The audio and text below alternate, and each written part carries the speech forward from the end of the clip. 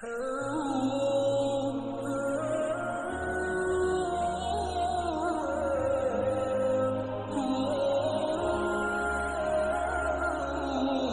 ہی کہتی ہے کہ سنا ہے کہ عالم کا گناہ صغیرہ بھی کبیرہ ہوتا ہے، کیا یہ صحیح ہے؟ نہیں، یہ صحیح نہیں ہے۔ صغیرہ صغیرہ ہوتا ہے، کبیرہ کبیرہ ہوتا ہے، اس میں عالم اور غیر عالم کی کوئی تخصیص نہیں ہے۔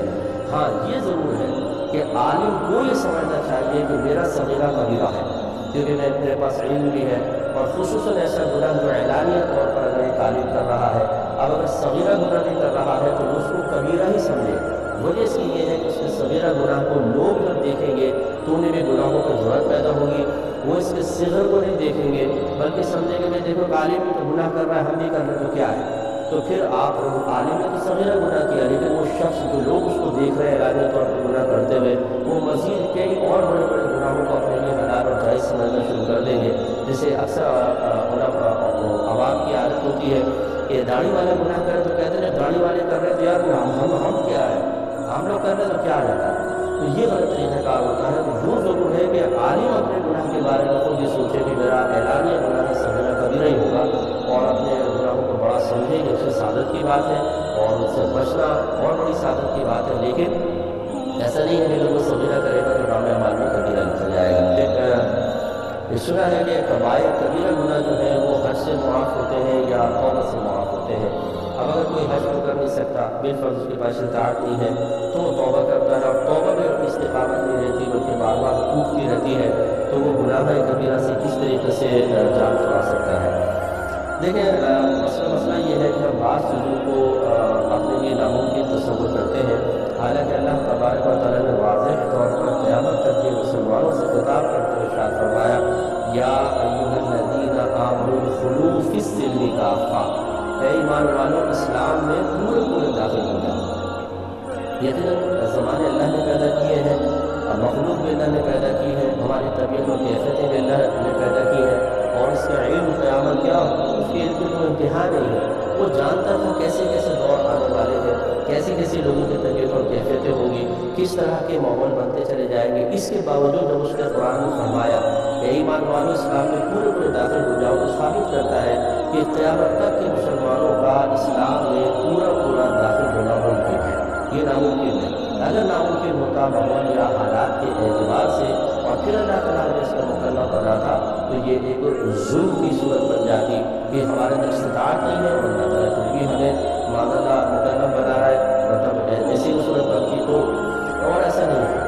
کیونکہ اللہ تعالیٰ نے فرمایا لا یکلف اللہ نفسا الا وسعہا، اللہ تعالیٰ کسی جان کو اس کی ہمت سے زیادہ آزمائش میں مبتلا فرماتا ہی نہیں ہے۔ اس کا مطلب ہے قیامت تک جتنے مسلمان آتے رہیں گے وہ مکمل طور پر دین پر عامل ہو سکتے ہیں۔ اب یہ ہمارے اوپر ہوتا ہے کہ ہم کسی بھی چیز کا ہیلا بہانہ کر کے بچ جائیں۔ میں آپ کو مثال سے سمجھاتا ہوں، داڑھی رکھنا بہت مشکل لگتا ہے، لیکن اگر آپ کی گورنمنٹ آف پاکستان یہ اعلان کر دے تو داڑھی رکھے گا اس کو ہر ماہ داڑھی الاؤنس ملے گا جو 5000 روپے ہوگا، تو آپ بتائیے کہ کون داڑھی نہیں رکھے گا۔ اب حالات جائیں بھاڑ میں، بیوی مانتی ہے مانے نہ مانے، بچے راضی ہوتے ہیں نہیں ہوتے، ہر مہینے 5000 اور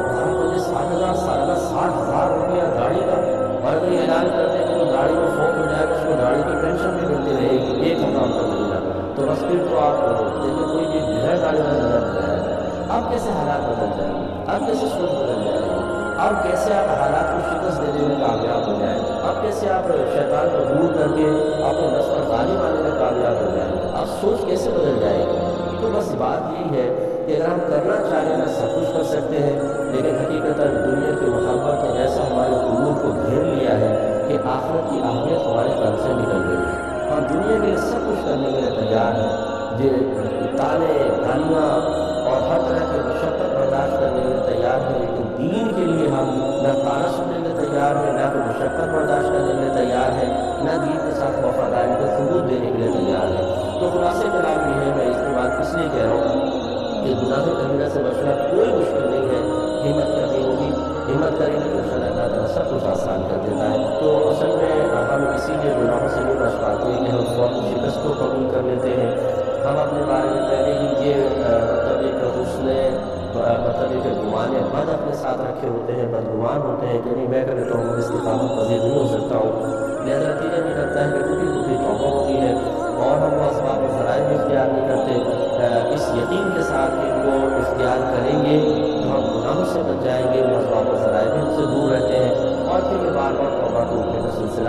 چلتا رہتا ہے۔ تو گناہ کبیرہ سے اگر آدمی بچنا چاہے، سب سے پہلا اصول ہے یہ کہ انسان علم دین سیکھے۔ نمبر 2، اچھی صحبت اختیار کرے۔ اگر آپ گندی اور بری صحبت کے اندر رہیں گے، بری صحبت میں رہنے کا مطلب یہ ہے کہ تسلسل سے کسی کے ساتھ اٹھنا بیٹھنا، اس سے گفتگو کرنا اور اس کی باتیں غور سے سننا، اگر آپ اس سلسلہ جاری رکھیں گے تو کبھی بھی انسان گناہوں سے نہیں بچ سکتا ہے۔ اچھی اور پاکیزہ صحبت اختیار کریں، کچھ عرصے کے اندر انشاءاللہ قلب میں نور پیدا ہوگا، ذہن پاکیزہ ہوگا، عادات و اطوار ہمارے اچھے ہو جائیں گے اور ہمارے لیے گناہ سے بچنا انتہائی آسان ہو جائے گا، انتہائی آسان۔ صحبت نیک حاصل کریں، یہ بہت ضروری ہے، لیکن صحبت نیک اسی کی کہ جو تو اس لیے میں نے علم دین کو پہلے کہا، آخر بہت سے ایسے حضرات بھی ہیں جو اپنے آپ کو دیندار کر کے پیش کرتے ہیں، اور لیکن آپ ان کے قریب بیٹھ جائیں تو نہ ان کے پاس علم نہیں ہوتا ہے، نہ کچھ باتیں بہت بڑی بڑی کرتے ہیں، لیکن اس طریقے سے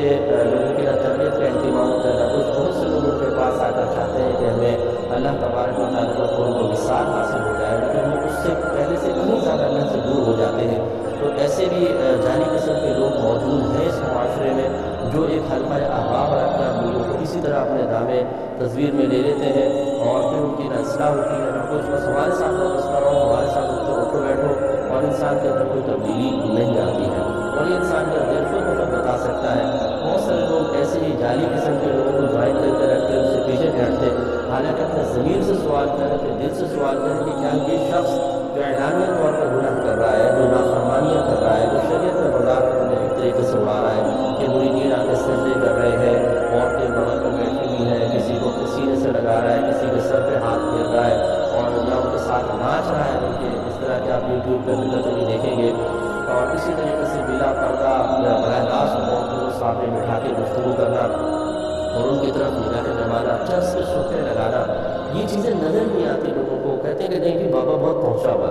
تو یہ بہت پہنچا ہوا واقعی کہاں تک پہنچا ہوا ہے، بس وہ لفظ بھول ہوئے تو پھر ناراضگی ہوگی۔ ایسے لوگوں کے پاس آپ سینکڑوں سال دل میں بیٹھے رہیں، عمل میں کوئی تبدیلی نہیں آئے گی، بلکہ دل میں اتنی کثافت اور سختی آ جائے گی کہ اس کے بعد پھر کوئی بات دل پر اثر نہیں کرے گی۔ اسی لیے ہمارے بزرگوں نے فرمایا کہ اگر آپ ایسے شخص کی صحبت میں نہ ہو، گناہ گار ہو، تو یوں ہے جیسے کہ آپ سو رہے ہیں کہ ٹھوکر ماریں گے تو جب بڑبڑا کے اٹھتے ہیں کس ٹھوکر ماریں، لیکن جو ان کے ساتھ وابستہ ہو جاتا ہے پھر سمجھ لیجیے اس نے گویا کہ شراب پی لی ہے اور یا ہیروئن پی لی ہے اور وہ پرابلمس کو لاتے بھی ماریں گے تو ہوش میں نہیں آئے گا۔ تو ایسا ہوتا ہے کہ جو پھر اس طرح کی کسی صحبت میں پھنس جاتا ہے، مارا جاتا ہے۔ تو اچھی صحبت کو اختیار کریں، اچھے ماحول کے قریب رہیں، تو انشاءاللہ آپ یہ دیکھیں گے کہ گناہ سے بچنا بہت ہی آسان ہے۔ نبی کریم صلی اللہ علیہ وسلم کے والدین کریمین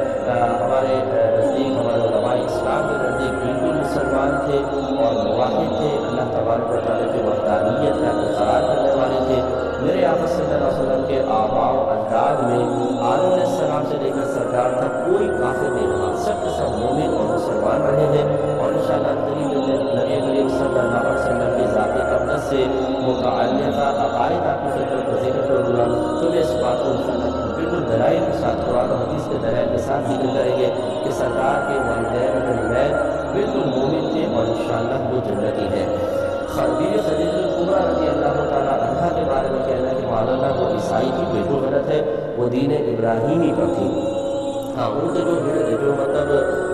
واقع بن نوفل تھے، وہ چچا زاد بھائی تھے، وہ پہلے مطلب دین ابراہیم پر تھے، بعد میں انہوں نے عیسائیت اختیار کی تھی، لیکن ان کے اپنے ایمان کے بارے میں کہا گیا ہے کہ جب بیوی خدیجہ الکبریٰ رضی اللہ تعالیٰ عنہا سرکار کو پہلی وحی کے بعد ان کے پاس لے گئی اور سرکار نے بتایا کہ میرے پاس اس طرح فرشتے آئے، تو انہوں نے فوراً کہا کہ وہی ناموس ہے جو پہلے نبیوں کے پاس بھی آتے رہے ہیں، اور کاش اگر میں اس وقت تک زندہ ہوتا کہ جب آپ کی قوم آپ کو مکے سے باہر نکالے گی، تو اگر میں طاقتور ہوتا تو میں ہر طریقے سے آپ کی مدد کرتا۔ اس پر ان لوگوں کے کچھ عرصے بعد ان کا وصال ہو گیا تھا، وہ نابینا بھی تھے، پھر وصال ہو گیا تھا، انہیں باقاعدہ اعلان نبوت سے پہلے ان کا وصال ہو چکا تھا۔ تو بعض نے اسی حدیث کو، جو بخاری کی شروع کی حدیث ہے، دلیل بناتے ہوئے ان کو مومن مانا ہے، لہٰذا معدلہ وہ بھی عیسائی ہو رہے تھے، اور بیوی خدیجہ الکبریٰ رضی اللہ تعالیٰ عنہ کے بارے میں یہ کہنا کہ چونکہ دیکھو نا وہ چچا زاد تھے تو اس وجہ سے وہ عیسائی تھے تو آپ بھی عیسائی ہوں گے، اس لیے وہاں لے کر گئیں، یہ بات نہیں، چونکہ وہ پچھلی کتابوں کا بہت زیادہ علم رکھا کرتے تھے، اس لیے لے کر گئی تھی کہ جو پچھلی کتابوں میں نشانیاں لکھی ہوئی ہیں اس کی روشنی میں ذرا آپ بتائیے کہ کیا ان میں کوئی مطابقت ہے جو آخری نبی کی نشانیاں بیان کی گئی ہیں، تو انہوں نے بتایا تو بالکل ویسے ہی ہے۔ تو اس طرح کی بدگمانی ان جیسی عظیم ہستی کے ساتھ ہرگز نہ کی